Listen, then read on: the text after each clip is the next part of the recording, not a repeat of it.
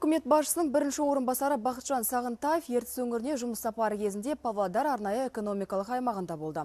Бұл жерде қазіргі таңда 2 зауыт салынған. Кезекте 8 жобаны іске қосу міндеті тұр. Сонымен қатар Бақытжан Сағынтаев Екібастұздағы өндіріс орындарын аралап, қаланың әлеуметтік жағдайымен танысты. Оның айтуынша Екібастұз екпінді дамып келеді. Соңғы жылдары мұнда бірқатар кәсіпорындар ашылды.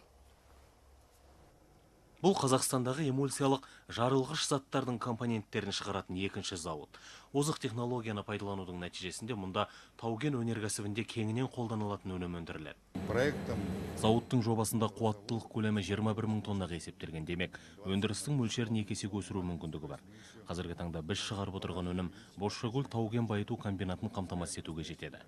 Екібастұздағы зауыт өз өнімімен Қазақстандағы көптеген кен орындарын қамтамасыз етіп отыр. Біздің зауытымыз 2012 жылда ашылды. Оның көлемі 10.500 тонн осы жылға жетті. Ол біздің зауытымыз көлеміздің 50%. Заводымызда 40 адамдай жұмыс істейді. Екібастұздағы тағы бір кәсіпорын теміржол саласына қажетті өнім шығарады. Индустриалды инновациялық даму бағдарламасы бойынша бұл жерге 10 миллиард теңгеге жуық инвестиция тартылды.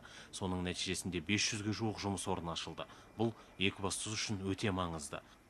Екібастұздағы жасалынып жатырған өндірістердің бәрі бар. Негізгі үлкен жобалардың бәрі осы Екібастұзда орналасқан. Жаңадан соғылып отырған кәсіпорындардың саны көбеюде. Ол дегеніміз жаңадан көптеген жұмыс орындарының ашылуы. Өндірістік нысандардан бөлек Бақытжан Сағынтаев Екібастұздың әлеуметтік жағдайымен де танысты. Мәселен, президенттің тапсырмасымен салынған балалардың музыкалық мектебінде 10 мамандық бойынша 650 жеткіншек тәлім алуда. Мұны мемлекет пен жекенің әріптестігінің бір көрінісі деуге болады. Себебі Екібастұздағы ірі кәсіпорынның бірі білім ошағының құрылысына 1 миллиард теңгеден астам қаржы жұмсаған. Дархан Әбдуахит және Ербол Әбішев, Павлодар облысынан.